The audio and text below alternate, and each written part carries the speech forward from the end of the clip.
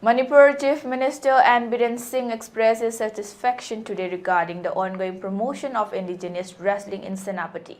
Singh said that the positive impact of the Khelo India scheme is providing training and resources to youths and aspiring wrestlers in the region.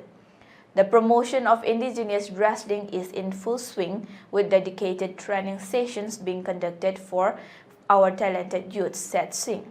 He stated the importance of cultivating local sports, stating that necessary infrastructure and facilities are being established to support these athletes. The importance of sports and fitness in one's life is invaluable. Playing sports inculcates team spirit, develops strategic and analytical thinking, leadership skills, goal setting, and risk-taking. A fit and healthy individual leads to an equally healthy society and a strong nation.